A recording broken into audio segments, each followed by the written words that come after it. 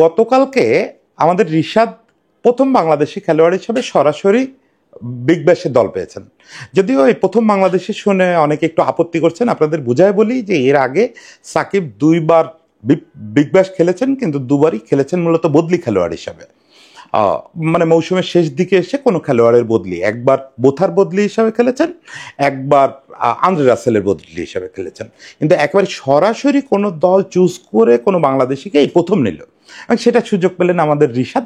রিশাদ যে এই সুযোগটা পাবেন এটা মোটামুটি অনুমিত ছিল। যারা বাংলাদেশের ক্রিকেট সম্পর্কে খোঁজ খবর রাখেন তারা জানতেন যে আসলে এরকম একটা সুযোগ রিশাদের জন্য ওয়েট করতেছে।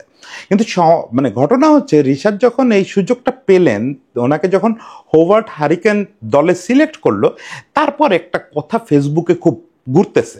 আমি নিজেও খানিকটা ওই ইঙ্গিত করা একটা স্ট্যাটাস দিচ্ছি যে যে রিশাদ বিপিএলে পানি টানে সে বিগ ব্যাশে দল পাইছে।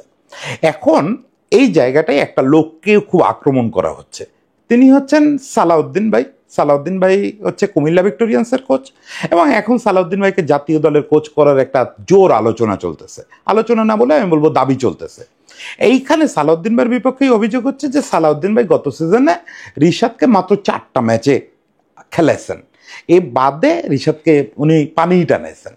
সেক্ষেত্রে সালাউদ্দিন ভাইকে আক্রমণ করা হচ্ছে যে রিশাদ ইন্টারন্যাশনাল ক্রিকেটে এত ভালো করে, এত কিছু করতেছে, তাকে হোভার্ট হারিকেন সিলেক্ট করতেছে, তাকে আপনি দলে নামান না কেন? আমি এখানে যেটা আপনাদের একটু বলতে চাই, এটা আসলে সালাউদ্দিন ভাইয়ের প্রবলেম না, বা বাংলাদেশে কোনো কোচের একক প্রবলেম না, এটা আমাদের সিস্টেমের, আরও ভালো করে বললে আমাদের উইকেটের প্রবলেম। যে কারণে আমাদের কোচরা লোকাল ক্রিকেটে লেগ স্পিনারদের খেলাতে পারেন না।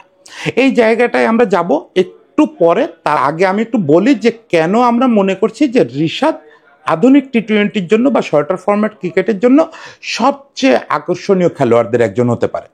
একটা তো তার বোলিং অ্যাবিলিটির কথা আপনারা জানেন। শুরুতে সে যেরকম মূলত টপ স্পিন করতো, এখন আর সেটা করে না। এখন সে খুব ভালো টার্ন করাতে পারে। অ্যাটলিস্ট স্পোর্টিং উইকেট পেলে বা ব্যাটিং সহায়ক উইকেট পেলে সে খুব ভালো টার্ন করাতে পারে, বাউন্স করাতে পারে। ইদানিং দু একটা গুগলিও করছে। এটা একটা বড় অবদান নিশ্চয়ই মুশতাক আহমেদের। মুশতাক আহমেদ ওর বলের রিলিজ পয়েন্ট চেঞ্জ করেছেন, ওর হেড পজিশন একটু চেঞ্জ করেছেন, এবং ওর যে বডি পজিশন এটাও একটু চেঞ্জ হয়েছে। ফলে যেটা হয়েছে যে ও এখন একজন খাঁটি লেগ স্পিনার হয়ে উঠছে।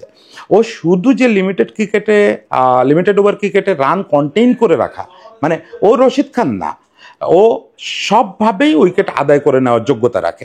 ফলে ওকে নিয়ে আধুনিক ক্রিকেটে শর্টার ফরম্যাটে টানাটানি হবে, এবং আমি মনে করি যে সে লঙ্গার ফরম্যাটেও অসাধারণ বোলার হতে পারে। সে নতুন নতুন অস্ত্র ইন্ট্রোডিউস করতে শিখতেছে, যে ফ্লিপার দিতে পারতেছে, টার্ন তো বললাম যে হেড পজিশন আর রিলিজ পয়েন্ট চেঞ্জের পর টার্ন করাতে পারতেছে, দু একটা গুগলি করতে পারতেছে। মুশতাকের সঙ্গে কাজ করলে আমি খুব নিশ্চিত মাস 6-এর জন্য মধ্যে সে অসাধারণ গুগলি করা শুরু করবে। এর সঙ্গে রিশাদের ব্যাটিংটা তো বোনাস। আমি হচ্ছে রিশাদের ব্যাটিংয়ের মারাত্মক ভক্ত। সে শ্রীলঙ্কার বিপক্ষে যে একটা ওয়ানডে আর একটা টি-20 ইনিংস খেলছিল, এই দুইটা ইনিংসের জন্য আমি ওরা বাধায় রাখতে পারি। ওর ওয়ানডে স্ট্রাইক রেট 250 কাছাকাছি, আর টেস্ট টি-20-তে 20টার উপরে ম্যাচ খেলে ফেলছে, তাও স্ট্রাইক রেট 140 কাছাকাছি, 140+। বুঝতে পারতেছেন যে এই ছেলেটারে যদি আপনি নতুন বলে ব্যাট করতে পাঠান, মানে নতুন বলে না, টপ অর্ডারে ব্যাট করতে পাঠান, তাও সে অসাধারণ কিছু জিনিস এনে দিতে পারে। মানে আপনি রিশাদকে 10 ম্যাচের জন্য নিলে প্রতি ম্যাচে ভালো বোলিং করবে, 3টা ম্যাচে হয়তো ব্যাটিংও করে দিবে, একদম প্যাকেজ একটা। এখন কথা হচ্ছে, আমরা মূল যে আলোচনাটায় ছিলাম যে রিশাদ বা এই লেগ স্পিনারটা কেন বাংলাদেশে টিম পান না, এটা নিয়ে আমি গতকালও কথা বলছিলাম আমাদের জনপ্রিয় কন্টেন্ট ক্রিয়েটর আবিদ হোসেন সামির সঙ্গে। এখন সামিকে আপনারা কন্টেন্ট ক্রিয়েটর হিসাবে চেনেন, কিন্তু সামির মূল পরিচয় কিন্তু একজন লেগ স্পিনার। সামি কিন্তু তার জেনারেশনের খুব পটেনশিয়াল লেগ স্পিনার ছিল, এটা আপনারা জানেন কিনা আমি ঠিক জানি না। সামি আর জুবাইর হোসেন লিখনকে একসঙ্গে হাতুরু সিংয়ে পিক করে নেটে নিয়ে আসছিলেন। পরে দুজনের মধ্যে একটু আগায় থাকায় লিখনকে ন্যাশনাল টিমে নেওয়া হয়। মানে সামি ওই পর্যায়ে পর্যন্ত পৌঁছায় গেছিলেন যে ন্যাশনাল টিমে যেতে পারতেন, কিন্তু সেই সামি ওই বছরই খেলা ছাড়লেন। কেন ছাড়লেন? কারণ হচ্ছে সামিও ম্যাচ পেতেন না। আপনি যদি দেখেন যে গত 3 মৌসুম আগে রিশাদ প্রথম বিপিএলে দল পায়, একটা ম্যাচ খেলতে পারছিল রংপুরের হয়ে, তারপরে 2 মৌসুম তার কেউ কেনেই নাই। এরপরে আপনার হয়ে কুমিল্লার হয়ে সে 4টা ম্যাচ খেলতে পারছে। এ পর্যন্ত 4 বছরের ক্যারিয়ারে সে ডোমেস্টিকে ওয়ানডে খেলতে পারছে মাত্র 13টা বা 14টা এরকম। মানে পার সিজন 4টারও কম ম্যাচ খেলছে। এখন এটা কেন হয় এটাই আমি সামির কাছে জিজ্ঞেস করতেছিলাম। একটা কমন ব্যাপার আছে যে লেগ স্পিনাররা শুরুতে একটু ব্যয়বহুল থাকে, এই জন্য আমাদের লোকাল ক্রিকেটে কোচরা তাদের উপরে বাজি রাখতে চান না। কিন্তু এটাও শেষ কথা না, মূল কথা হচ্ছে যে আমাদের দেশের উইকেট এত নিচু কোয়ালিটির হয়, এত বাজে উইকেট হয় যে এখানে লেগ স্পিনাররা বল করে কখনোই সুবিধা করতে পারে না। ও এটা হয় কি যে আপনার লেগ স্পিনারের বল তো অটোমেটিক খাটো লেনতে পড়ে, মানে সব লেগ স্পিনার দু একটা বিরল ব্যতিক্রম অনিল কুম্বলের মতো বাদ দিলে তারা মূলত খাটো লেন্থে বল করে টার্ন করাতে অভ্যস্ত। তো খাটো লেন্থে বল আপনি যখন এই ধরনের বাজে উইকেটে মানে লো বাউন্স এবং লো পেসের উইকেটে করবেন, তখন আপনি তো বাড়তি পেসে করতে পারছেন না, কোনো পেস পাচ্ছেন না উইকেট থেকে, ফলে এই ব্যাটসম্যান জায়গায় দাঁড়ায় আরামসে মেরে দেবে।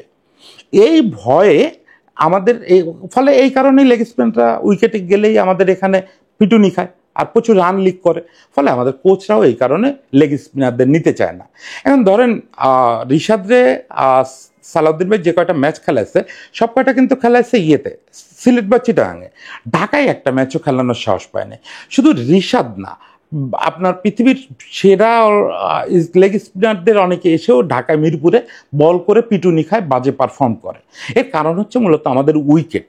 এবং একটা জিনিস আপনারা খেয়াল করবেন যে পাকিস্তানে এই যে লেগ স্পিনারদের উত্থান হচ্ছে বা আফগানিস্তান ইন্ডিয়াতে উত্থানটা হচ্ছে, এটা কিন্তু মূলত ওদের উইকেটের চরিত্র বদলানোর পরে, মানে ওদের উইকেট ব্যাটিং ফ্রেন্ডলি এবং স্পোর্টিং হওয়ার পরে এই চেঞ্জটা আসছে।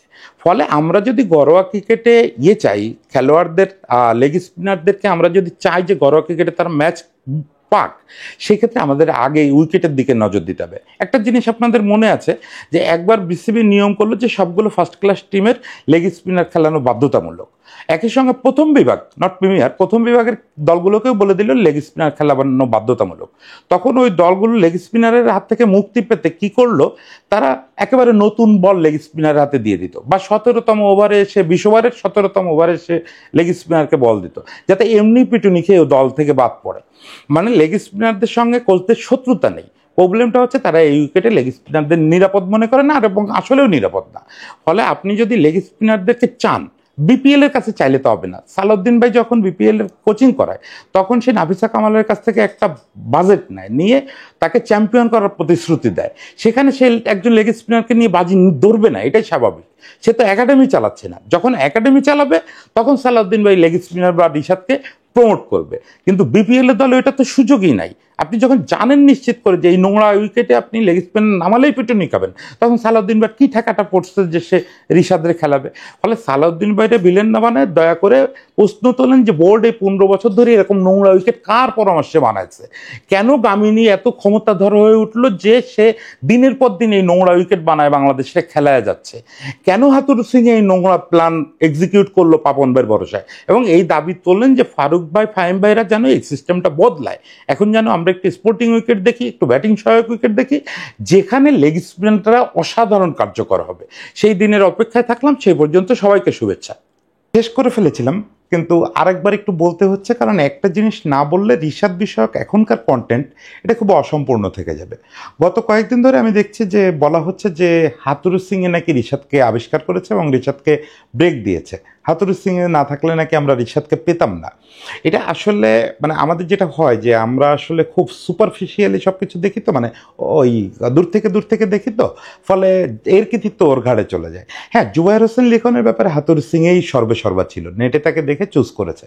কিন্তু রিশাদের ব্যাপারটা কিন্তু ওই রকম না। রিশাদ হঠাৎ করে কোথাও থেকে টপকে পড়ে নাই, রিশাদকে দেখে হাতুরু সিংয়ে টোকায় আনে নাই, এনে ন্যাশনাল টিমে ঢুকায় নাই। রিশাদের ব্যাপারে যদি সিঙ্গেল করে কাউকে আপনি ক্রেডিট দিতে চান, তাহলে সেটা দিতে হবে হাবিবুল বাশার সুমনকে। কারণ 2018 সালে সে যখন, আমি শুধু সুমন ভাইকেও ক্রেডিট দেওয়ার পক্ষে না, আসলে অনেকের মিলে এই ক্রেডিটটা, সে আসলে স্পিন হান্টের একজন বিজয়ী হিসাবে সম্ভবত তৃতীয় বা চতুর্থ এরকম কিছু হয়েছিল, স্পিন হান্ট হয়েছিল 2017 সালে, সেটার বিজয়ী হিসাবে সে ঢাকায় আসছিল। ঢাকায় আসার পরে যেটা হয়েছিল যে ওকে একটা ক্যাম্পে দেখে সুমন ভাইয়ের খুব পছন্দ হয়, যে ও অসাধারণ, খুব লম্বা, অত 6 ফুটের উপরে লম্বা, এবং ওখান থেকে সে বল ফেলতে পারে, বল ফেললে লেগ স্পিনে একটা বাড়তি বাউন্স পায়। তখন টার্ন ছিল না এরকম। তো এই অবস্থায় রিশাদকে সুমন ভাইয়ের সুপারিশেই মূলত ফার্স্ট ক্লাসে অভিষেক হয়ে যায় রিশাদের, এবং সেখানে সে দুর্দান্ত বোলিং করে। সেখানে আমাদের কয়েকজন সাংবাদিক রিশাদকে দেখে বেশ উচ্ছ্বসিত প্রশংসা করে লেখালেখি করে।